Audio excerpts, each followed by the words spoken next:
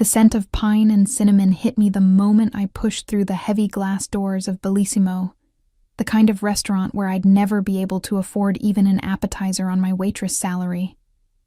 My fingers trembled as I adjusted the black apron tied around my waist, still damp from where I'd scrubbed a coffee stain in the staff bathroom. The fabric clung uncomfortably to my uniform, but I couldn't afford to look anything less than pristine tonight. Christmas Eve service at Bellissimo meant tips that could cover my rent, maybe even leave enough for the medication I'd been stretching for 3 weeks. "Table 12 needs water," Marco hissed as he breezed past me, his arms loaded with plates that probably cost more than my entire week's wages. "And smile, Arya. You look like you're attending a funeral." I forced my lips upward, though the expression felt like a mask. Everything felt like a mask lately. 6 months of double shifts, of swallowing my pride, of pretending the world wasn't crushing me slowly beneath its weight. My reflection in the polished silver of a passing tray caught my eye. Dark circles I'd tried to conceal with drugstore makeup, hair pulled back so tightly it made my scalp ache, eyes that had forgotten how to shine. The dining room thrummed with wealth. Crystal chandeliers scattered light like diamonds across white tablecloths. Women draped in furs and jewels laughed behind manicured hands. Men in suits that cost more than my car checked gold watches between sips of wine I couldn't pronounce. I moved between them like a ghost, visible only when they needed something, invisible the moment I delivered it. "Miss." The voice cut through the ambient noise, low and commanding in a way that made my spine straighten involuntarily. I turned toward table 7, the corner booth that had been roped off all evening. My manager had been nervous about it, checking his phone every 5 minutes, adjusting the reserve sign 3 times. Now I understood why. 3 men occupied the space, but only one mattered. He sat with his back to the wall. Of course he did. Positioned where he could see every entrance, every exit, every person who moved through his line of sight. Dark hair swept back from a face that belonged on magazine covers, not in the shadowy corners of exclusive restaurants. Sharp jawline, olive skin, eyes so dark they appeared black in the dim lighting. He couldn't have been more than 30, but he wore authority like other men wore cologne. A suited guard stood near the booth's edge, and I caught sight of another by the kitchen entrance. The man at the table held a phone in one hand, and I noticed a second device on the table beside his untouched wine. Everything about him screamed danger wrapped in expensive Italian wool. "Yes, sir?" My voice came out steadier than I felt. "What can I get for you?" Those dark eyes lifted to mine, and the world seemed to tilt slightly on its axis. He didn't look at me the way other patrons did. Through me, past me, at me with impatience or dismissal. He looked at me like I was a puzzle he intended to solve, piece by careful piece. "The Barolo," he said, his accent placing him somewhere between Brooklyn and the old country. "The 2015. I nodded, grateful for the excuse to escape that penetrating gaze. But as I turned, his voice stopped me again. "You're new here." It wasn't a question. I faced him again, clutching my order pad like a shield. "3 months, sir." "You don't belong here." Again, not a question. A statement delivered with absolute certainty. Heat crept up my neck. "I'm sorry if my service... That's not what I meant." He leaned back, and the leather creaked softly beneath him. One of his companions whispered something, but he waved the man silent without breaking eye contact with me. "You move like someone who's afraid of taking up space, like you're apologizing for existing." The observation landed like a physical blow. I opened my mouth, closed it, felt my carefully constructed composure cracking at the edges. "The wine, sir. I'll get your wine." I fled before he could say anything else, before he could strip away any more of the protective layers I'd built between myself and the world. My hands shook as I retrieved the bottle from the temperature-controlled case, and I had to read the label twice to make sure I had the right year. When I returned to table 7, he was alone. The 2 men had vanished, though I spotted them near the bar, speaking in low tones to Marco. The guard remained, statue still by the booth. "Your companions?" I asked as I presented the bottle for his inspection. "Business associates." He studied the label, then nodded. "They'll return." I went through the ritual of opening the wine, hyper-aware of his attention on my movements. My fingers fumbled with the foil cutter, and I felt my cheeks burn with embarrassment. But when I glanced up, he wasn't looking at my hands. He was looking at my face with an intensity that made breathing difficult. "What's your name?" "Arya." The response was automatic, though I immediately regretted giving it. "Arya." He repeated it slowly, like he was tasting each syllable. "It means air, breath, life. Yes, sir." "Stop calling me sir." There was no harshness in his tone, but the command was clear. "My name is Dante." I poured the wine with trembling hands, praying I wouldn't spill it on the pristine tablecloth. "Is there anything else you need, Mr. Dante?" he corrected. "Just Dante." "Is there anything else you need, Dante?" Something flickered in his expression. Satisfaction, maybe, or something darker. Not yet. I retreated to the safety of the kitchen, pressing my back against the cool wall and trying to steady my racing heart. Through the circular window in the swinging door, I could see him. He'd lifted his phone but wasn't looking at it. He was watching the room, that same calculating gaze sweeping across the other diners with the precision of a predator assessing his territory. "Who is he?" I whispered to Marco as he rushed past with another tray. "You don't want to know," Marco muttered. "Just smile, serve, and forget you ever saw him." But forgetting seemed impossible. For the rest of the evening, I felt those dark eyes tracking my movements. Every time I emerged from the kitchen, I found him watching. Not obviously, not in a way that would draw attention, but I felt it like heat against my skin. When I served table 3, he was looking. When I cleared table 9, he was looking. When I bent to retrieve a fallen napkin near table 15, I glanced up to find his gaze fixed on me with such intensity that I nearly dropped the entire tray I was carrying. His associates returned, along with 2 more men I hadn't seen before. They spoke in voices too low to hear, passing a folder back and forth, but Dante's attention kept drifting back to me. It should have frightened me. Perhaps it did. But there was something else beneath the fear. Something I didn't want to examine too closely. The evening wore on. My feet ached in my cheap shoes. My shoulders burned from carrying heavy trays. But every time exhaustion threatened to overwhelm me, I'd feel that gaze and find myself standing straighter, moving with more purpose, as if performing for an audience of one. It was nearly 11 when disaster struck. I was carrying a tray loaded with desserts: tiramisu, panna cotta, chocolate torti, when my worn shoe caught on the edge of a carpet that had been displaced by a patron's chair. Time seemed to slow as I stumbled forward, the tray tilting, gravity claiming its inevitable victory. The crash echoed through the dining room like a gunshot. Porcelain shattered. Cream and chocolate and shattered dreams spread across the floor in an abstract pattern of my failure. And there, splattered across expensive leather shoes and tailored wool trousers, was what remained of a $200 chocolate torte. I looked up slowly, horror congealing in my throat. Dante stood frozen, dessert dripping from his pants, his expression unreadable. The entire restaurant had gone silent. His guards had moved forward, hands inside their jackets, and I realized with sickening clarity that they were reaching for weapons. "I'm so sorry," I choked out, dropping to my knees without thinking. "I'm so sorry. Please.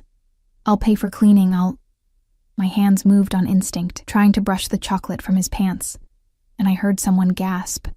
Too late, I realized what I'd done. I touched him, without permission. My hands were on him, on a man who commanded fear with his presence alone, whose guards were looking at me like I'd just signed my death warrant. I yanked my hands back, but Dante caught my wrist. His grip was firm but not painful, his skin warm against mine. He pulled me to my feet with effortless strength, and suddenly, I was standing close enough to smell his cologne. Something dark and woody with notes of bergamot and danger. "Everyone out," he said quietly, not loudly. But every person in that booth moved immediately, melting away like shadows. Even the guards stepped back, though they kept their eyes fixed on me with lethal focus. We stood in a bubble of silence while the restaurant buzzed with whispers around us. His hand still circled my wrist, his thumb pressed against my racing pulse. He had to feel it, the way my heart hammered against my ribs. "You're terrified," he observed, his voice so low only I could hear it. "Yes," I whispered. What was the point in lying? Good. His free hand came up and I flinched, but he only tucked a strand of hair that had escaped my ponytail behind my ear. The gesture was almost tender, completely at odds with the dangerous man before me. "Fear means you're smart. Fear keeps you alive. Please," I breathed. "I'll do anything. I need this job. I can't afford to lose this job." Something shifted in his expression. He released my wrist but didn't step back. "Anything?" The word hung between us, loaded with possibility and peril. I should have qualified it, should have backtracked, but desperation made me honest. "Yes. Anything." He studied me for a long moment, and I watched thoughts flicker behind those dark eyes like fish moving beneath black water.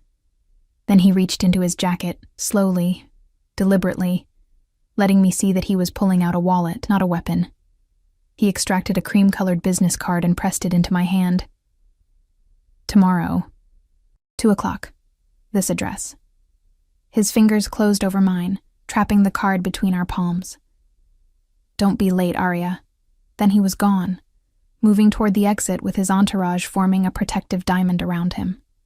The other patrons parted like a sea, and I stood in the wreckage of broken porcelain and shattered composure, clutching a business card that felt like it was burning through my skin. Marco appeared at my elbow, his face pale. "What did he say to you?" I looked down at the card. No name, just an address in a part of the city where I'd never been, where people like me didn't belong. "I don't know," I whispered. "But I think I just made a deal with the devil." I didn't sleep that night. The card sat on my nightstand, innocuous as a viper. I'd stared at it for hours after my shift ended, turning it over in my fingers until the edges grew soft and worn. No phone number, no name, just an address embossed in elegant script on heavy cardstock that probably cost more than my weekly grocery budget. My apartment felt smaller than usual in the pre-dawn darkness. The radiator clanked and hissed, struggling against the December cold that seeped through the single-pane windows I'd covered with plastic sheeting and hope. Water stains bloomed across the ceiling like malignant flowers. The refrigerator hummed its off-key symphony, competing with the argument filtering through the thin walls from 3B. I should have thrown the card away, should have called in sick, hidden in this cramped studio until whatever danger Dante represented found someone else to consume. But desperation had teeth, and they'd been gnawing at me for months. The eviction notice was still tucked under my coffee mug on the kitchen counter. 30 days. I had 30 days to come up with 3 months back rent, plus late fees, or everything I'd been clinging to would disappear. The collection agency had stopped calling about my father's medical bills.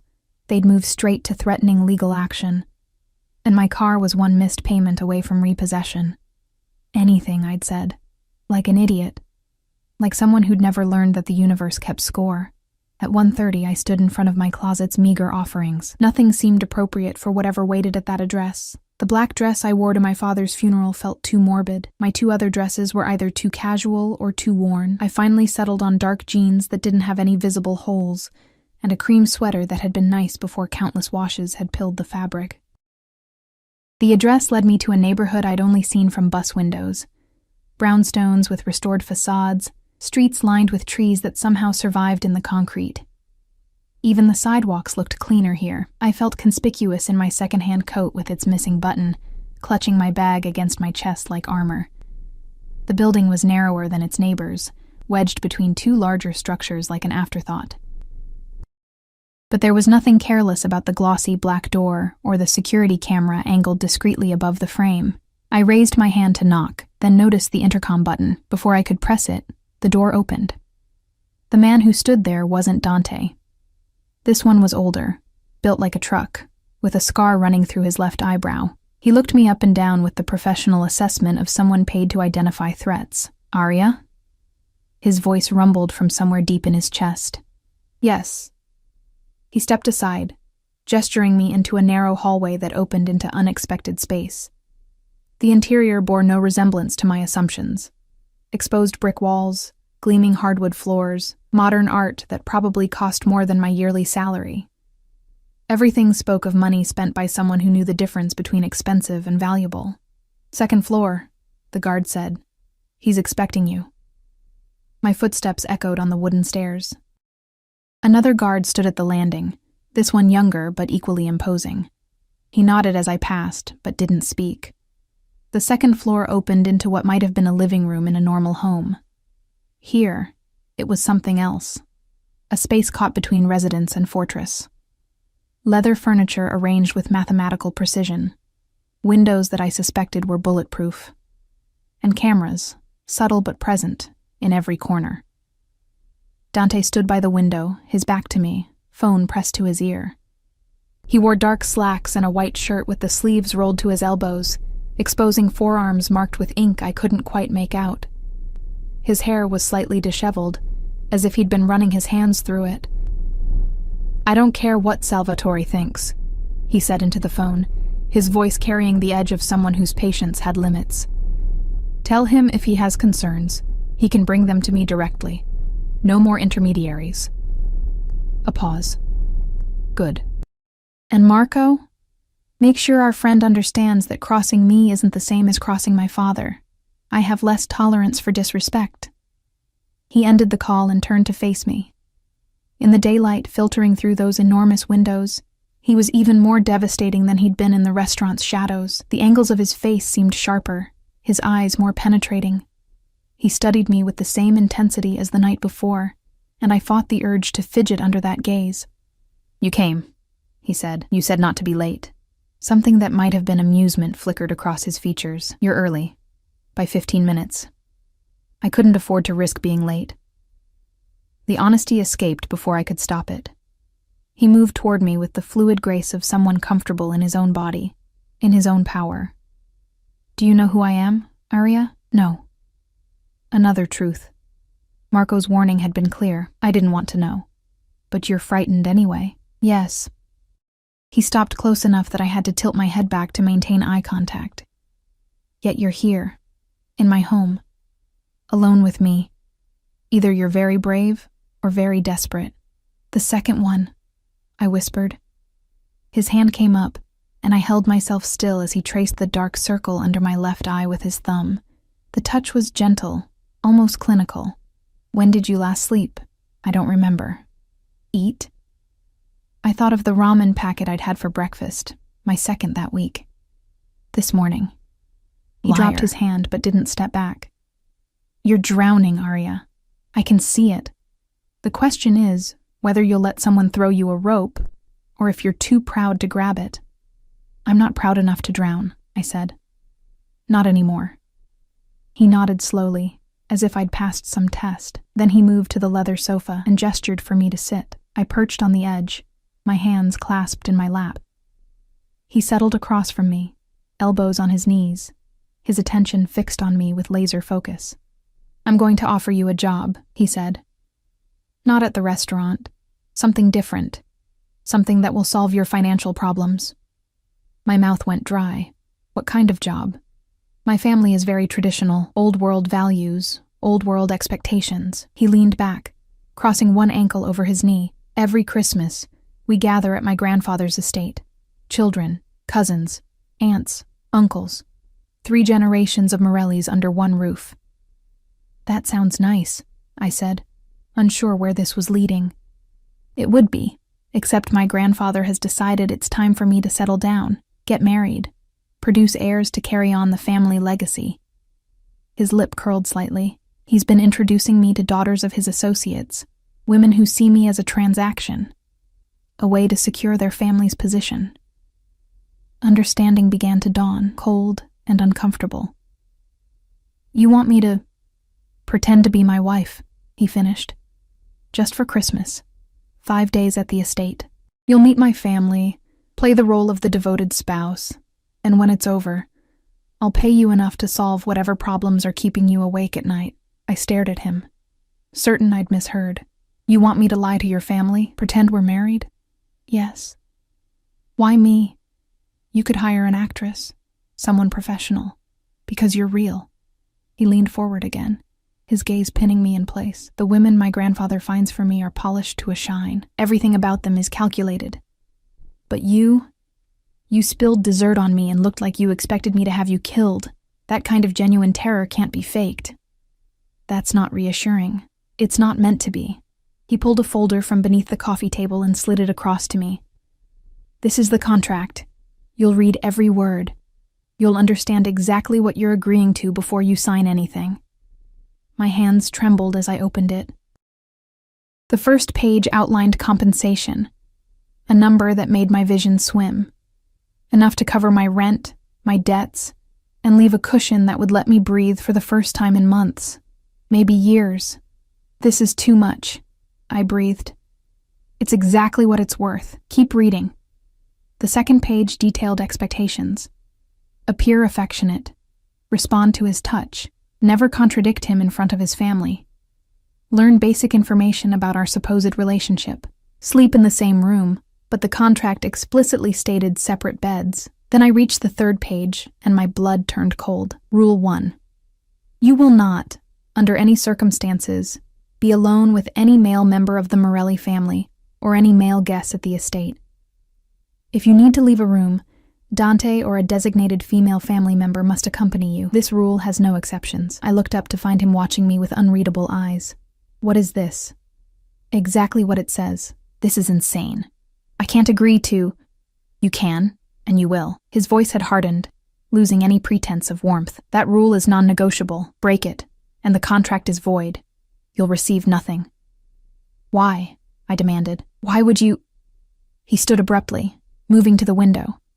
His shoulders were rigid beneath the expensive fabric of his shirt. Because the men in my family don't know how to keep their hands to themselves. Because I've seen what happens to women who catch their attention. Because I won't have you becoming collateral damage in games I can't always control. The raw honesty in his voice shocked me silent. My cousin Vincent has a reputation, he continued, still facing the window. My Uncle Carmine thinks his money entitles him to anything he wants. Even my own brother. He stopped, his jaw working. That rule protects you, Arya. It might seem controlling, but it's the only way I can guarantee your safety in that house. And what about my safety with you? The question emerged softer than intended. He turned then, and something dangerous flickered in his expression. With me, you're untouchable. But that protection only works if you follow the rules. I looked back at the contract, at the impossible sum of money, at the 5 days that would save me from drowning. What happens after? When the 5 days are over, you walk away. We go back to our separate lives. I'll tell my family the marriage didn't work out. These things happen. You'll have your money, your freedom, and no further obligations. It sounded simple. Too simple. Nothing in life came without hidden costs. There has to be more. There is. He returned to the sofa but remained standing. While you're there, you belong to me, not in reality, but in appearance. You'll wear what I choose. Go where I tell you. Speak when I allow it. My family will be watching every interaction, judging every gesture. One mistake, and they'll know it's a lie. So, I'm supposed to be your puppet. You're supposed to be my wife. He crouched in front of me, bringing us eye to level. In my world, wives defer to their husbands. It's not politically correct, and I don't expect you to like it, but it's what my family will expect to see. And what do you get out of this? I asked. Besides getting your grandfather off your back? His smile was sharp as broken glass. I get to watch the women he chose for me realize they've lost. I get 5 days of peace instead of 5 days of fighting off marriage proposals.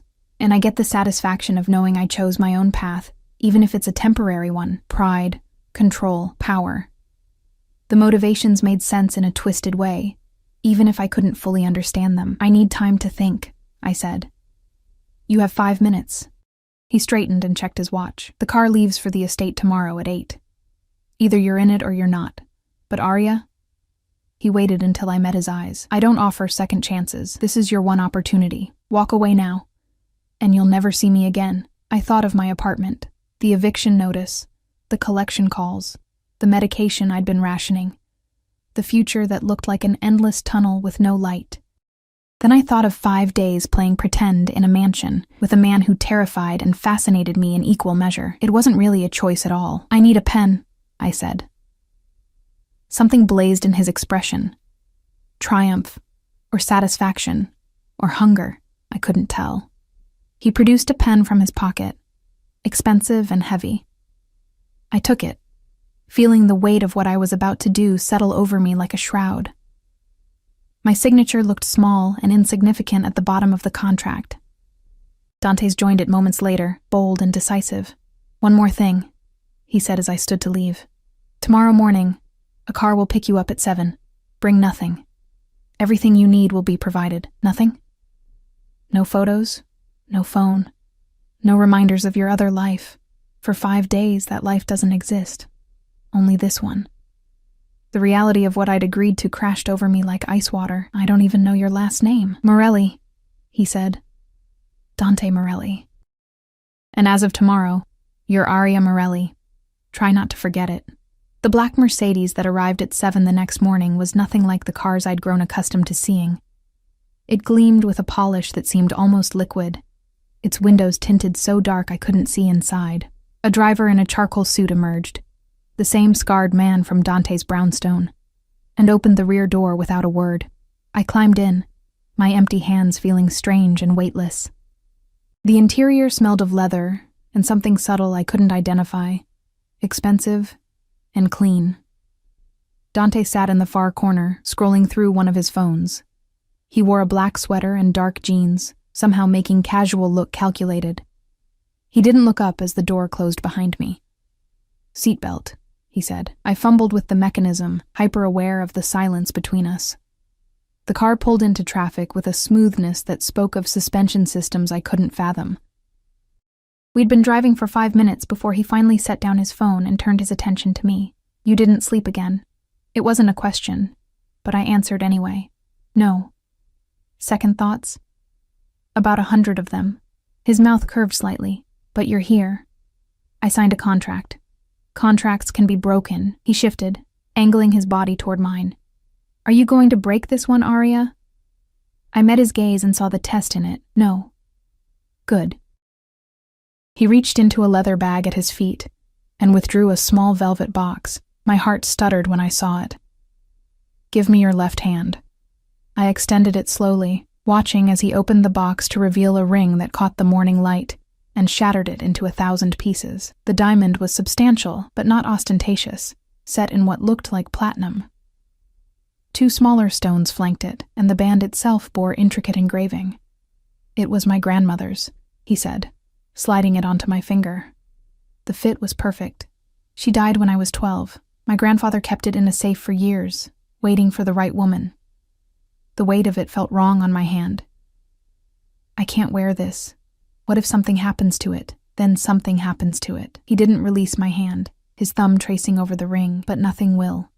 You'll treat it with the same care you treat your own life, because that's what my family will expect." His touch lingered longer than necessary before he pulled back. From the bag, he produced a folder thick with papers. "Everything you need to know about us, how we met, when we got married, where we went on our honeymoon. Memorize it. My Aunt Francesca has a memory like a steel trap, and she'll test you." I opened the folder to find page after page of fictional history. We'd met at a charity gala. I'd been serving, naturally, and he'd been immediately taken with my grace. We'd dated for 6 months before he proposed at a restaurant overlooking the harbor. We'd married quietly, just a small ceremony, because I preferred intimate gatherings. Our honeymoon had been 2 weeks in the Italian countryside, visiting his family's ancestral home. "This is detailed," I murmured, scanning descriptions of places I'd never been, moments I'd never lived. "It has to be. My family doesn't accept surface-level lies. They dig until they find truth or blood." He paused. "Usually both." The drive stretched into hours. We left the city behind, trading concrete for countryside. Dante took phone calls in Italian, his voice shifting between commanding and coaxing, depending on who was on the other end. I studied the folder, committing facts to memory like I was cramming for an exam that would determine my survival, because maybe I was. "Tell me about your family," he said during a lull between calls. "Your real family." "Why does that matter?" "Because they'll ask. And because I need to know if anyone will come looking for you." The words sent a chill through me. "Should someone be looking for me?" "Not unless you give them a reason to." He watched me with those unsettling dark eyes. Answer the question, Aria. My mother left when I was 6. I don't remember much about her except the smell of her perfume and the sound of the door closing. The memories tasted bitter. My father raised me. He was a good man, worked construction until his hands gave out, then took whatever jobs he could find. He got sick 3 years ago, lung cancer. I dropped out of college to take care of him. And now? Now he's buried in a cemetery I can't afford to visit because I sold my car to pay for his last month in hospice. My voice cracked, despite my efforts to keep it steady. No one's coming to look for me. I'm a ghost to anyone who might have cared. Dante was quiet for a long moment. That's not true. Which part? The part where you think no one cares.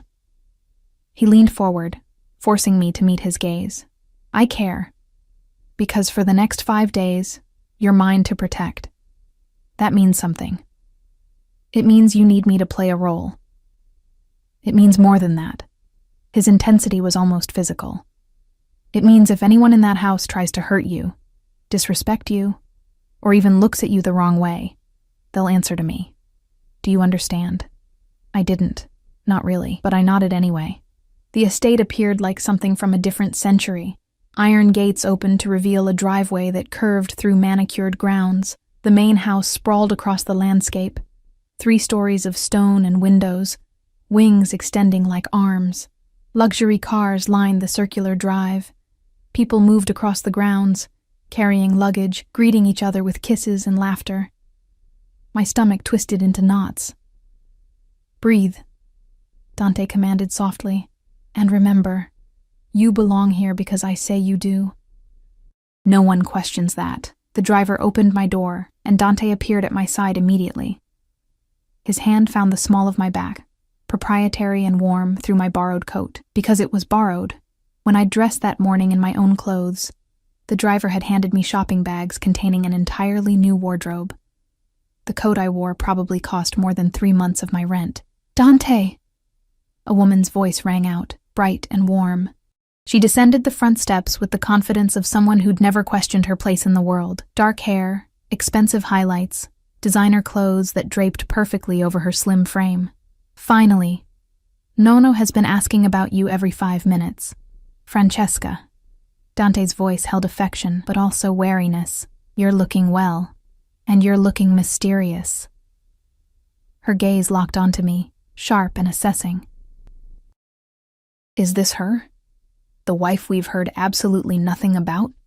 Aria, Dante said, his hand pressing slightly harder against my back. This is my cousin Francesca. Francesca, my wife, Aria. I extended my hand, but Francesca pulled me into an embrace that smelled of expensive perfume and subtle interrogation.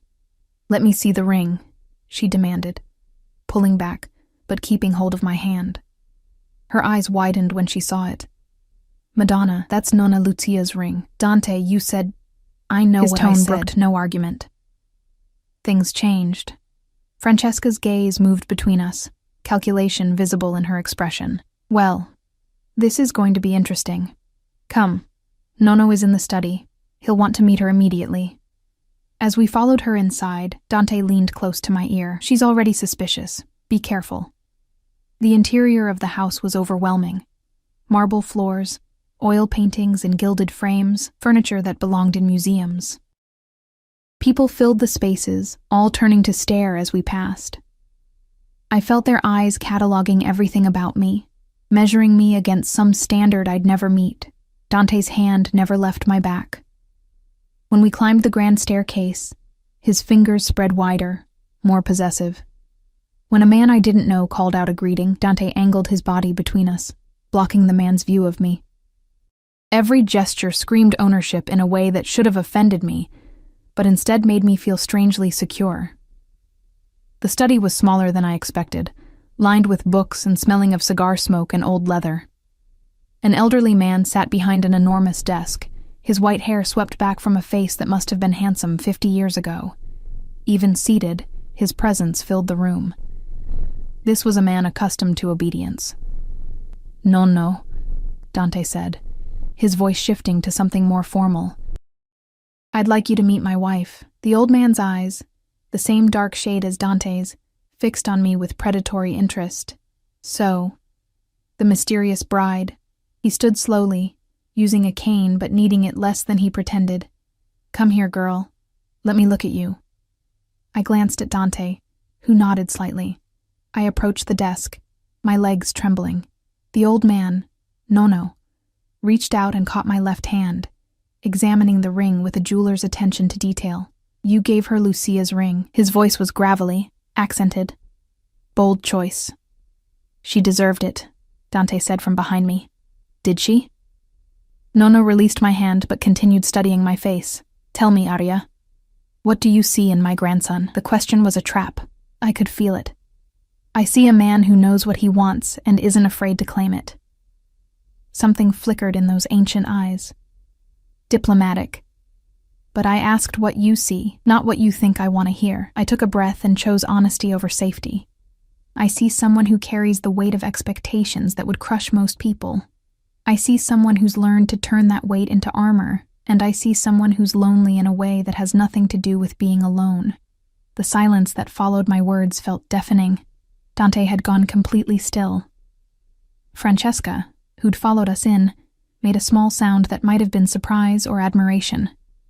Nono's face remained impassive for several heartbeats. Then he smiled, revealing teeth that were too perfect to be original. Interesting. Very interesting. Dante, you've chosen well. Perhaps you have your grandfather's eye after all. Perhaps, Dante said, but there was an edge to his voice I didn't understand. Go, get settled. Dinner is at 7. Everyone will be there. Nono waved us away with his cane. And Arya? Welcome to the family. Try not to let them eat you alive. Dante's hand found mine as we left the study, his grip tight enough to border on painful. He didn't speak as we climbed to the 3rd floor, past curious stares and whispered conversations. Our room was at the end of a long hallway, isolated from the others. He closed the door behind us and released my hand. What the hell was that? What was what? That thing you said to my grandfather, about me being lonely. He turned on me, his expression turbulent. Where did that come from? I don't know. He asked, and I answered. I backed up a step. Was I wrong? That's not the point. He ran a hand through his hair, destroying its careful styling. You can't do that. You can't see things you're not supposed to see and say them out loud. I thought I was supposed to convince them we're really married. You are. But not like that. Not by... He stopped, seeming to struggle with words. My grandfather is a dangerous man, Arya. He collects information the way other people collect stamps. You just gave him ammunition against me. I'm sorry. I didn't mean... Forget it. He moved to the window, putting distance between us. Just be more careful, please. I looked around the room for the first time. It was beautiful in an intimidating way. A massive 4-poster bed dominating the space, antique furniture, rugs that probably cost more than my entire life. And there, tucked discreetly in the corner, was a second, smaller bed. The separation we'd agreed upon. The bathroom is through there, Dante said without turning around. Your clothes are already in the closet. Dinner clothes are marked. Wear the red dress. Dante, I need to make some calls. Stay in this room until I come back for you. Don't open the door for anyone except me. He finally looked at me, and his expression had shuttered completely. Remember Rule 1, Arya. It starts now. He left before I could respond, and I heard the quiet snick of a lock engaging. I was alone in a gilded cage, wearing a dead woman's ring, carrying a false name, and already failing at the role I'd been paid to play. I moved to the window and looked out over the estate grounds. People moved below like pieces on a chessboard, playing games I didn't understand with rules I'd never learned. Somewhere in that house were men Dante feared would hurt me. Somewhere below, his grandfather was analyzing every word I'd said, looking for weaknesses to exploit. And somewhere, buried beneath my terror and uncertainty, was a traitorous flutter of something that felt dangerously close to excitement. Because for 5 days, I belonged to someone who saw me as more than invisible. For 5 days, I mattered enough to protect, even if it was all a beautiful, expensive lie. The ring caught the afternoon light and threw rainbows across the room. I touched it gently, feeling the weight of history and deception. In 5 days, I'd return it. In 5 days, I'd go back to being no one. But right now, for this moment, I was Aria Morelli. And I had no idea if that would save me or destroy me. The red dress fit like it had been designed for my body specifically. Silk that whispered against my skin, a neckline that suggested rather than revealed, a hem that fell just above my knees. When I looked in the mirror, I barely recognized myself. My hair, washed with products that cost more than I wanted to imagine, fell in soft waves around my shoulders. The makeup artist who'd appeared an hour ago had transformed my exhaustion into something that looked almost like elegance. I was studying my reflection, trying to reconcile this woman with the one who'd spilled dessert 2 days ago, when the door opened. Dante entered without knocking, and I watched his reflection freeze behind mine in the mirror. His eyes traveled from my face down to my shoes and back up again, slowly, deliberately. Something dangerous flickered in his expression before he controlled it. "Turn around." I obeyed, my heart hammering. He approached with predatory grace, and I held myself still as he circled me once, then twice. His finger traced along my shoulder blade, adjusting the dress's drape. "Perfect," he murmured. Then, louder, "There's something missing."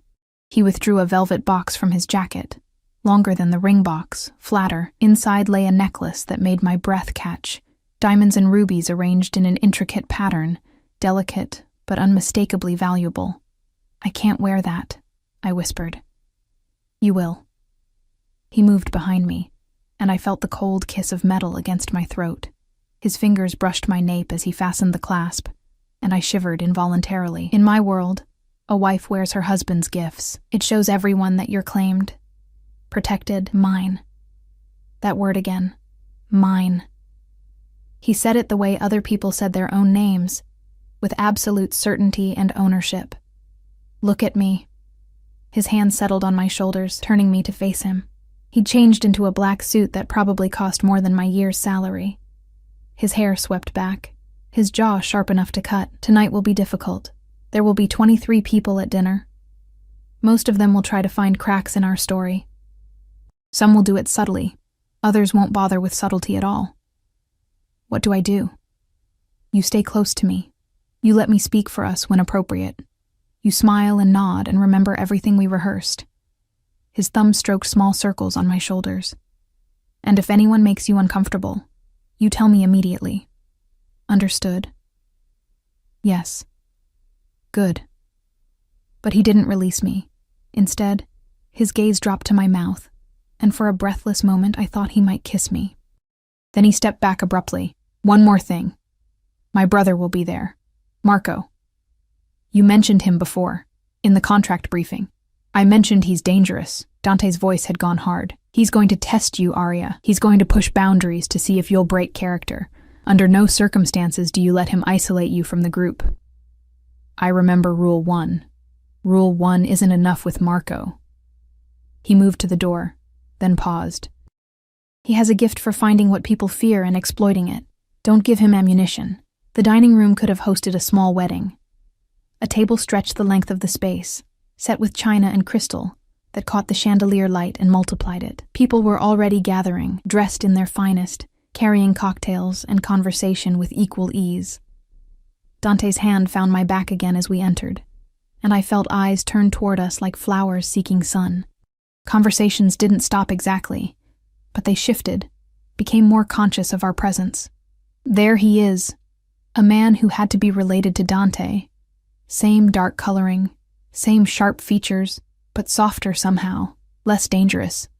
Approached with a drink in hand, and a smile that didn't quite reach his eyes. My little brother, finally gracing us with his presence, and this must be the bride we've heard so much about. "Marco." Dante's tone carried a warning. "This is Aria. Aria, my older brother Marco." Marco took my hand and brought it to his lips, his gaze never leaving my face, enchanted. "Tell me, Aria, how did you manage to trap my notoriously commitment-phobic brother?" "I didn't trap anyone," I said, fighting the urge to pull my hand back. "No?" Marco released me slowly. "Then perhaps he trapped you. Dante always did have a talent for getting what he wants. Marco. Dante's voice dropped to something lethal. Back off. I'm just being friendly. Marco's smile widened. Surely you want your family to welcome your new wife. I want you to remember your manners. The tension between them was thick enough to choke on. I felt Dante's hand press harder against my back, felt the coiled violence in his body. Marco seemed to feel it too, because he laughed and raised his hands in mock surrender. Of course. My apologies, Arya. Welcome to the family. He moved away, but I felt his gaze lingering like oil on my skin. He's going to be a problem, I whispered. He's always a problem. Dante guided me toward the table. Stay on my right. Don't let anyone separate us. Dinner was an elaborate dance of courses and conversations. I sat beside Dante, hyper-aware of every movement, every word. His grandfather held court at the head of the table, telling stories in rapid Italian that made everyone laugh. Francesca sat across from us, watching with calculating eyes. And Marco positioned himself 4 seats down, where he could observe without being obvious about it. The food was incredible, each course more elaborate than the last. But I could barely taste any of it. I was too focused on maintaining my character, on remembering the fiction we'd created, on not making a mistake that would cost me everything. So Arya, an older woman I'd been introduced to as Aunt Sophia, said during the 3rd course, tell us about your family. Where are you from? The question I'd been dreading. I'm from the city. My father passed away a few years ago. My mother left when I was young. How tragic, Sophia said, but her eyes were sharp. And what did your father do? Construction. Then various jobs after his health declined. Construction. She repeated the word like it tasted bad. How industrious. My father was a good man, I said, hearing the edge in my own voice. He worked hard to provide for me. I'm sure he did, dear. Sophia's smile was poison wrapped in sugar. It's just so unusual for Dante to choose someone from such a different background. That's enough, Sophia. Dante's voice cut through the conversation like a blade. My wife's background is none of your concern. I didn't mean... Yes, you did. He set down his fork with deliberate care. Arya's family may not have our name or our money, but she has something more valuable: integrity, grace, strength. His hand found mine under the table, his grip almost painfully tight. Things some people at this table wouldn't recognize if they saw them. The table had gone silent. Even Nonno had stopped eating, watching the exchange with interest. I felt heat flood my face, embarrassment, and something else. Something that felt dangerously like gratitude. Well said, grandson, Nonno finally spoke. Love doesn't concern itself with bank accounts. Your grandmother came from nothing, and she was the finest woman I ever knew. The tension broke slightly, conversations resuming in quieter tones. But Dante's hand remained locked around mine, and I could feel rage vibrating through him like a tuning fork. Thank you, I whispered. Don't thank me for defending what's mine. He brought my hand to his lips, pressing a kiss to my knuckles that felt more like a brand than affection. No one disrespects you while you wear my ring. The possessiveness should have frightened me. Instead, it kindled something warm and dangerous in my chest. The rest of dinner passed in a blur. Dessert, coffee, liqueurs I didn't touch. People began to drift away from the table, forming smaller groups throughout the house. Dante kept me at his side, his hand never leaving the small of my back, or my waist or my shoulder. Every touch reinforced the same message. She's mine. I need some air, I finally said, feeling overwhelmed by the heat and the noise and the constant scrutiny. There's a balcony upstairs. Dante started to guide me toward the stairs, but Francesca intercepted us. Dante, Nonno wants to speak with you. Something about the shipment from Naples. He tensed. It can wait. He said now. Francesca's expression was apologetic, but firm. I'll keep Arya company while you're gone. I felt Dante's reluctance in the tightening of his grip. 10 minutes. No more. I'll be fine, I assured him, though my stomach had knotted with anxiety. He leaned close, his lips brushing my ear. Stay with Francesca. Don't go anywhere alone. I'll be back as soon as possible. Then he was gone, and I was left with his cousin, who studied me with undisguised curiosity. Come, she said, linking her arm through mine. Let's get that air you wanted, and maybe you can tell me what's really going on. I don't know what you mean. Please. Francesca guided me through the house and out onto a stone terrace overlooking the gardens. I've known Dante my entire life. I've never seen him look at anyone the way he looks at you. We're married. You're something, she agreed. But I'm not sure marriage is the right word for it. She pulled out a cigarette case, offering me one. When I declined, she lit her own and exhaled a stream of smoke into the cold air. He's protecting you. That much is obvious. The question is why you need protecting. Your family isn't exactly welcoming. True. But Dante doesn't usually care about things like that. He brings who he wants, when he wants, and everyone else can go to hell. She tapped Ash over the railing. So what makes you different? I don't know, I admitted. Maybe I'm not. Maybe this is just... Aria! A male voice called from inside. There you are. I've been looking everywhere. Marco stepped onto the terrace, and Francesca's expression shifted to something wary. Marco. We were just having girl talk. How lovely. But I need to steal the bride for a moment. His smile was charming and completely false. Family tradition. The eldest brother must officially welcome the new wife. I'm sure that can wait until Dante returns, Francesca said. He won't mind. Marco moved closer, and I caught the smell of expensive scotch on his breath. Will he, Aria? After all, we're family now. Every instinct screamed at me to refuse. But Francesca was watching, and I couldn't afford to seem unwilling to integrate with Dante's family. Of course, but perhaps we could speak here? It's so beautiful outside. What I have to say requires privacy. Marco's hand landed on my elbow, his grip firm. Just a few minutes. Francesca, you understand. Francesca hesitated, and I saw the moment she decided not to interfere. Don't be long. Dante will be furious if he comes back and she's gone. Then we'd better hurry. Marco was already guiding me back inside, his hand sliding from my elbow to my waist. This way. My study is just down the hall. Panic clawed at my throat. Rule 1. I was breaking Rule 1, and I couldn't figure out how to stop it without causing a scene that would expose everything. Marco's grip tightened as if he sensed my hesitation. Don't be nervous, he said, his voice dropping to something intimate and unwelcome. I just want to get to know my new sister-in-law better. Is that so wrong? We turned down a corridor away from the main rooms. The sounds of the party faded. My heart hammered against my ribs as Marco opened a door and gestured me inside. The study was smaller than Nono's, lined with books and smelling of leather and smoke. Marco closed the door behind us, and the soft click of the latch sounded like a gunshot. Now then, he said, moving to a sideboard and pouring 2 glasses of amber liquid. Let's talk about you and my brother. There's nothing to talk about. I stayed near the door, my hand hovering near the handle. We're married. That's all your family needs to know. But that's where you're wrong. He turned, offering me a glass I didn't take. My family needs to know if you're real, or if you're another one of Dante's chess moves. I don't know what you mean. Don't you? He set down both glasses and approached slowly.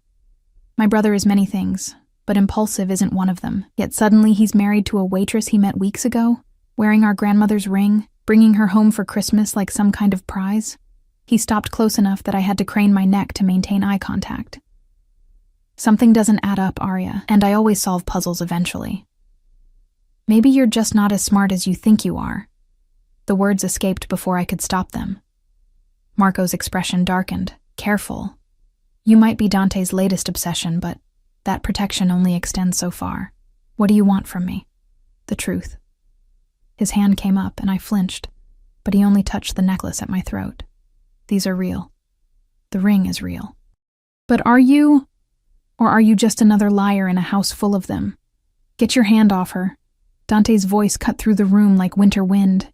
He stood in the doorway, and the rage on his face was terrifying. Marco dropped his hand immediately, but his expression remained defiant. We were just talking. You were touching what belongs to me. Dante crossed the space in 3 strides and positioned himself between us. Get out. This is my study. I don't give a damn if it's the Sistine Chapel. Get. Out. Marco laughed, but there was no humor in it. She's got you twisted up, little brother. How long before you realize she's just using you? Dante's fist connected with Marco's jaw so fast I barely saw it move. Marco staggered back, blood blooming from his split lip. For a moment I thought he'd retaliate. Then Nono's voice rang out from the hallway. Enough! The old man filled the doorway, his cane tapping against the floor. Behind him stood several other family members, drawn by the commotion. Dante's chest heaved, his knuckles bloody, his eyes still locked on his brother. What is the meaning of this? Nono demanded. Marco violated the one rule I gave him, Dante said, his voice deadly calm. He isolated my wife and put his hands on her. I barely touched. You had no right to touch her at all. Dante finally looked at his grandfather. I told everyone, she stays with me or with designated family. Marco knew that rule and broke it anyway. Nono's gaze moved between his grandsons, then landed on me. Is this true, child? Did Marco harm you? He frightened me, I said honestly, but Dante arrived before anything could happen. The old man nodded slowly. Marco, you will apologize to your brother's wife, and then you will stay away from her for the remainder of this visit. No. Now. Marco's jaw worked, but he finally turned to me. My apologies, Arya, I overstepped. The words were hollow, but I nodded acceptance. Dante's hand found mine, his grip almost crushing. We're retiring for the evening, he announced. Arya is tired. No one argued. We walked through the gathered family, and I felt their stares like brands on my skin. Dante didn't speak until we were back in our room with the door locked behind us. Then he pulled me against him, his arms wrapping around me with desperate strength. Did he hurt you? No. You got there in time. I should have stayed with you. I never should have left you alone. His hand cradled the back of my head, pressing my face against his chest. His heart hammered beneath my ear. If he had touched you, if he had hurt you, but he didn't. I pulled back enough to look at his face. Blood still stained his knuckles. Let me clean your hand. In the bathroom, I ran warm water and carefully washed the blood away. His knuckles were split, but not badly. As I worked, I felt his eyes on me, heavy with something I couldn't name. You defended me, I said quietly. You hit your own brother. He broke the rules. He touched what was mine. His free hand caught my chin, tilting my face up. Do you understand yet, Arya? This isn't just an act. While you're here, while you wear my ring, you're under my protection. And I protect what's mine. The possessiveness in his voice should have terrified me. Instead, it made something inside me melt and reshape itself. I thought of all the times I'd been invisible, disposable, forgettable. And now this dangerous man was claiming me like I mattered, like I was worth defending, worth fighting for. Even if it was only pretend. Even if it would end in 3 more days. Thank you, I whispered. His thumb brushed across my lower lip. Don't thank me. Just promise me you won't break the rules again. I promise. Good. But he didn't release me. We stood there in the bathroom's soft light, his hand on my face, mine wrapped around his damaged knuckles, breathing the same air. When he finally stepped back, the loss of his warmth felt like abandonment. Get some sleep. Tomorrow will be worse. Christmas Day always brings out the worst in my family. I changed in the bathroom, emerging in the silk nightgown that had been provided. Dante had already claimed his smaller bed, stripped to his waist, tattoos I'd glimpsed before, now fully visible. Saints and sinners inked across his skin in elaborate detail. I climbed into the large bed, feeling it swallow me. The sheets smelled like him, bergamot and danger and something uniquely Dante. I closed my eyes and tried to quiet my racing heart. Arya? His voice came through the darkness. Yes? I meant what I said. You're mine to protect. Remember that. I touched the ring on my finger, the necklace at my throat. 5 days. I had 3 more days of being his. And God help me. I wasn't sure I wanted them to end. Christmas morning arrived with snow falling silent and thick beyond the windows. I woke to find Dante already dressed, standing at the glass with a phone pressed to his ear, speaking in rapid Italian. The smaller bed was empty, its sheets undisturbed. He'd never slept. "Capisco," he said into the phone. "Handle it quietly. I don't want complications today of all days." He ended the call and turned to find me watching. "Buon Natale." "Merry Christmas," I replied, my voice still rough with sleep. He approached the bed, and I realized I was still in the nightgown. The covers pooled around my waist. His gaze traveled over me before he caught himself. "There's breakfast downstairs, then gift exchange, then Christmas dinner." He sat on the edge of the bed, close enough that I felt the heat of him. "My family goes all out for Christmas. It's the one day a year when we pretend we're normal. Are you ever normal? Not since I was 12 and my father sat me down to explain what business we were really in." Something dark crossed his face. "Get dressed. The green dress. And Arya." He waited until I met his eyes. "Stay close to me today, especially close." The warning sent ice through my veins. "What's wrong?" "Nothing yet, but Marco isn't done. He's humiliated, and humiliated men in my family do stupid things." He stood, moving to the door. "I'll be right outside. 10 minutes." The green dress was emerald silk that brought out the gold in my skin. I brushed my hair until it shone and applied minimal makeup, my hands steadier than they'd been yesterday.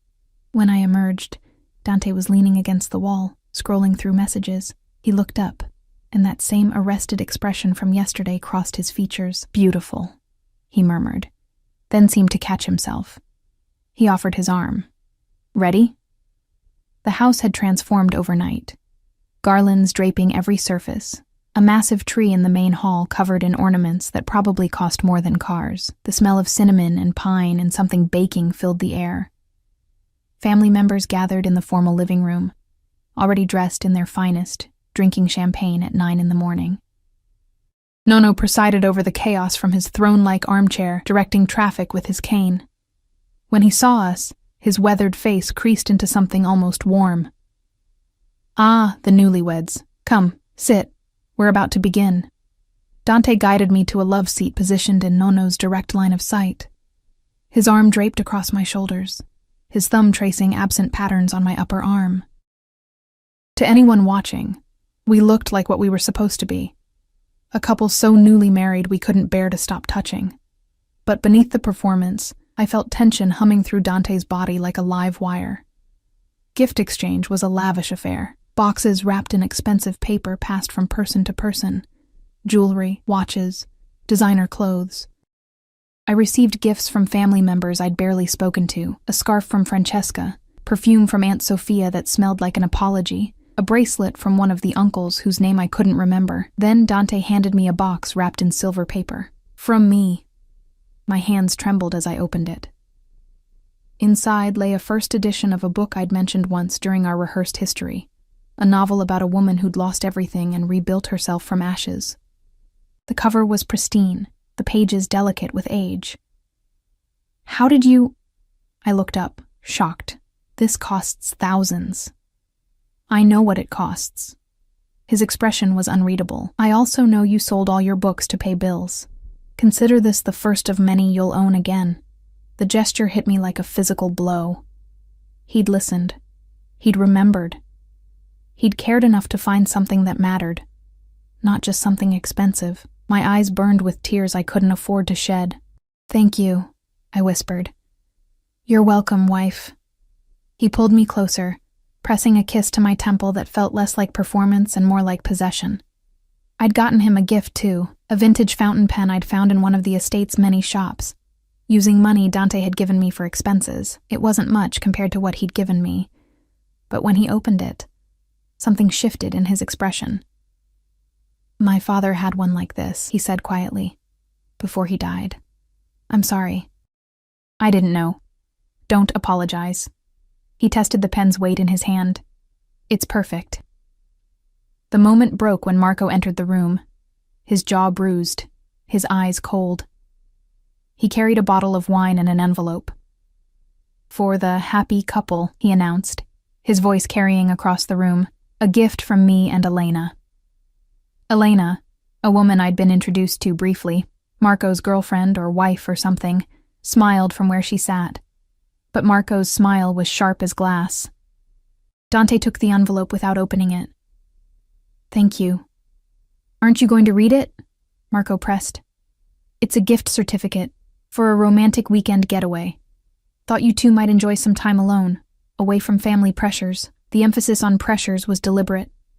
I watched Dante's jaw tighten, watched him calculate whether rising to the bait was worth it. "Very thoughtful," Dante said finally, setting the envelope aside. "We'll consider it." "You do that." Marco's gaze slid to me. After all, every marriage needs to be tested. See if it can survive outside controlled environments. "Marco." Nono's voice cracked like a whip. Enough, but the damage was done.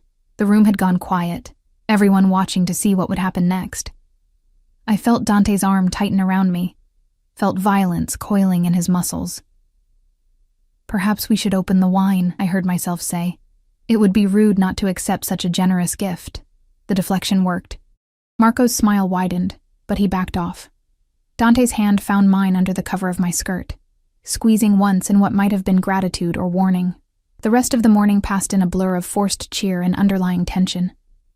By the time we broke for lunch, my face hurt from smiling. Dante barely left my side, his touch constant, a hand on my back, fingers laced through mine, his body angled to shield me from direct interaction with his brother. "You're exhausted," he observed as we climbed the stairs to change for dinner. "I can see it." "I'm fine." "You're a terrible liar." He unlocked our door and guided me inside. "Rest. I have some business to handle before dinner. I'll be back in an hour." "What kind of business?" "The kind you don't want to know about." He caught my face in his hands, his thumbs stroking my cheekbones. "Lock the door behind me. Don't open it for anyone but me, understand?" "Yes." But he didn't move. He stood there, holding my face, his dark eyes searching mine for something I couldn't name.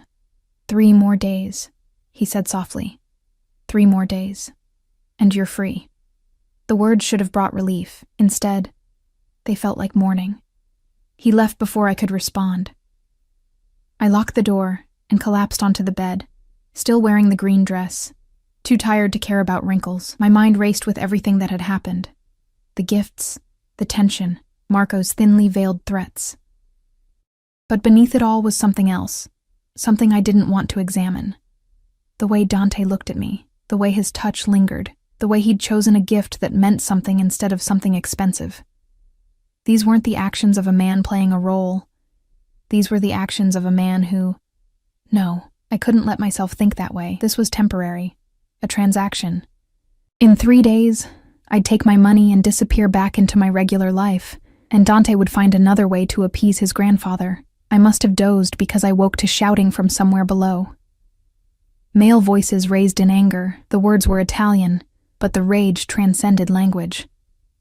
I sat up, my heart hammering, straining to identify the voices, Dante and Marco, fighting about something that made the floor vibrate with violence, a crash, breaking glass, more shouting, then silence so complete it was worse than the noise. I was at the door before I consciously decided to move, my hand on the lock, but Dante's words echoed in my memory. "Don't open it for anyone but me." I pressed my ear against the wood, listening. Footsteps in the hallway, multiple sets, moving fast. A knock made me jump back. "Aria!" Francesca's voice, tight with stress. "Open the door, quickly." I hesitated. Dante had said only him, but Francesca was designated family, wasn't she? And something was clearly wrong. I unlocked the door. Francesca slipped inside, her face pale, her hands shaking. "Get your things. The clothes you came in. Whatever's yours." "What? Why?" "Because Dante just beat Marco half to death in Nono's study, and the family is fracturing." She moved to the closet, pulling out the bag I'd arrived with. Marco said something. I don't know what. But Dante snapped. Really snapped. Nono is trying to calm things down, but... The door burst open. Dante filled the frame, his shirt torn, his knuckles bleeding again, his face carved from stone. "Out, Francesca." She fled without argument. Dante closed the door and locked it, then turned to face me. Blood spattered his collar. His chest heaved with exertion or rage or both. "What happened?" I whispered. Marco can't keep his mouth shut. His voice was gravelly, dangerous. He implied things about you, about what kind of woman would marry me for money. He crossed to me in 3 strides. I told him if he said your name again, I'd kill him. He laughed, so I made sure he understood I wasn't joking. Dante, don't. His hands framed my face, tilting it up to meet his burning gaze. Don't tell me I overreacted. Don't tell me he's family. Don't tell me any of the rational things I already know. I wasn't going to. My hands came up to cover his, feeling the blood cooling on his skin. I was going to say thank you. Something broke in his expression. You shouldn't thank me. You should run from me. I'm not a good man, Arya. I never have been. But when he talked about you like you were nothing, like you were just some gold-digging, he stopped, his jaw working. I couldn't hear it. I won't hear it. Why? The question escaped before I could stop it. Why do you care so much? This is just an arrangement, a business deal. In 3 days, I'm gone. His laugh was bitter. You think I don't know that? You think I haven't been counting down the hours until you disappear from my life? His thumbs stroked my cheekbones, a gesture at odds with his harsh words. But while you're here, while you wear my ring, while you carry my name, you're mine. And I protect what's mine, even when it's temporary, even when it destroys me. The raw honesty in his voice cracked something open inside me. What if I don't want to be temporary? The words hung between us like a held breath. Dante's eyes searched mine, looking for deception, for manipulation, for anything except the truth I was too exhausted to hide. Don't, he said roughly. Don't say things like that unless you mean them. I mean them. My hand slid from his to grip his forearms, feeling the tension coiled there. I came here for money, for survival. But somewhere between your grandfather's study and tonight, something changed. You changed it. You made me feel like I mattered, like I was worth defending, worth protecting. Worth. He kissed me. Not gently. Not tentatively. He kissed me like a drowning man finding air, his hands tangling in my hair, his body pressing mine against the door. I kissed him back with equal desperation, tasting blood and anger, and something that felt terrifyingly close to need. When we finally broke apart, both breathing hard, he rested his forehead against mine. This is insane. You know that, right? I know. I'm not a good man. I do terrible things for terrible reasons. My world is violent and dangerous and not meant for people like you, people like me. Good people. Innocent people. People who deserve better than what I can offer. His hands gentled in my hair. You should take your money and run as far from me as possible. What if I don't want to run? Then you're as crazy as I am. He kissed me again. Softer this time, but no less consuming. And God help us both. A sharp knock interrupted us. Dante. Nonno's voice muffled by the door. We need to talk. Now. Dante's eyes closed briefly, his hands tightening in my hair. Then he released me and stepped back, leaving me cold and unsteady. Stay here. I mean it this time. Lock the door. Don't open it for anyone. What's going to happen? I don't know. But whatever it is, you're protected. I'll make sure of it. He cupped my face one more time. Trust me, Arya. I do. The surprise in his expression nearly broke me. Then he was gone, and I was alone with the taste of him on my lips and the certainty that nothing would ever be the same. I paced the room for what felt like hours. Outside, the sun set early, winter darkness claiming the estate. Voices rose and fell from somewhere below, arguing, negotiating, deciding my fate without my input. When the door finally opened, I spun around expecting Dante. Instead, Nonno entered, using his cane but moving with more purpose than pretense. He closed the door behind him and studied me with those ancient, calculating eyes. Sit, child. I obeyed, sinking onto the edge of the bed. He settled into the armchair by the window, arranging himself with the care of someone whose bones remembered every year they'd carried. You've caused quite the upheaval, he said finally. In less than 3 days, you've managed to fracture my family in ways I haven't seen in 20 years. I'm sorry. I never meant... Don't apologize for being the catalyst. Sometimes families need to break before they can heal properly. He tapped his cane against the floor. Dante told me everything. The arrangement, the contract, the 5 days. All of it. Horror flooded through me. Sir, He also told me he's in love with you. The world tilted. What? I've known that boy since he drew his first breath. Watched him grow from a baby into the man who now runs half our operations. I've seen him angry, violent, cold, calculating. But I've never seen him terrified until tonight. Nono leaned forward. He's terrified of losing you, Arya. Terrified that when these 5 days end, you'll take your money and disappear, and he'll go back to being the lonely man you described in my study. Tears burned my eyes.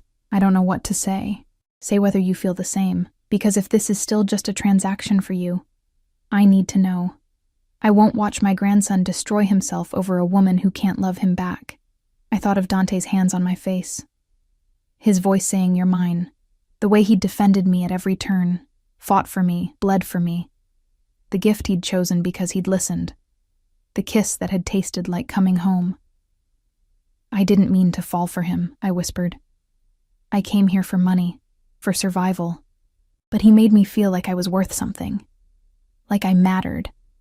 And somewhere between fear and gratitude, my voice broke. I fell in love with a man I was supposed to be pretending to love. How stupid is that? Nono's laugh was rough but genuine. Not stupid, human. He stood slowly, moving to the door. The contract is void. Dante burned it an hour ago. You're free to leave whenever you want, with the full payment he promised. What? He said he won't trap you, won't force you to stay.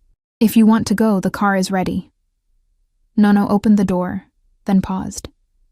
But if you want to stay, if you want to try building something real with him, he's downstairs, in the library, waiting to see which choice you make. Then he was gone, and I was left alone with the most important decision of my life. I could take the money and run, go back to my old life with enough to start over. Be safe. Be free. Be alone. Or I could walk downstairs and choose the dangerous man who'd somehow become my entire world in less than a week. The choice wasn't really a choice at all. I found him in the library, standing by the fireplace with his back to me. He'd changed his shirt, cleaned the blood from his hands, but his shoulders still carried the weight of someone expecting rejection. Dante. He turned slowly, his expression carefully blank. You're still here. I'm still here. Your money is in an account Francesca set up. The car can take you anywhere you want to go. His voice was controlled, but his hands betrayed him, curling into fists at his sides. You're free, Arya. Completely free. And if I don't want to be free, hope flickered in his eyes before he shuttered it. Don't do this if you're not sure. I can't. I won't survive you walking away twice. I crossed the space between us, took his damaged hands in mine. I'm not walking away. I'm walking toward you. If you'll have me. The real me, not the character I was playing. The real you is all I've wanted since you spilled dessert on my shoes and looked at me like I was death incarnate. He pulled me close, one hand cradling my face, the other at my waist. But my world is dangerous, Arya. There will be threats, enemies, violence. I can protect you from most of it, but not all of it. Are you sure? I kissed him, cutting off his words. I'm sure. I'm terrified, but I'm sure. His arms came around me, holding me like I was something precious and breakable. Then marry me. Really marry me. Not for my grandfather. Not for money. Marry me because you want to spend your life with a man who will probably drive you crazy, but who will love you until his last breath. Yes. The word was easy, natural, right. Yes to all of it. He kissed me then, not with desperation, but with promise. And for the first time since my father died, I felt like I'd found home. 6 months later, we married for real. Small ceremony, just immediate family. Francesca was my maid of honor. Even Marco attended, his jaw healed, his relationship with Dante still fractured but mending slowly. I wore a different dress, but the same ring, Nonna Lucia's diamond, that had always fit perfectly. Nono cried during the vows, which he denied vehemently later. And Dante, my dangerous, possessive, impossible man, promised before God and family to protect me, honor me, and love me for whatever time we had. You're mine, he whispered as we danced at the reception, his arms wrapped around me, his heart beating against mine. I'm yours, I agreed. But Dante? Yes, wife? You're mine too. Don't forget it. His laugh was warm and real. I wouldn't dream of it. Outside, snow began to fall, soft and silent and full of promise. Inside, surrounded by family who'd become mine, held by the man who'd saved me by letting me save him, I finally understood what it meant to belong. Not because someone owned me, but because I'd chosen to be owned. And that made all the difference.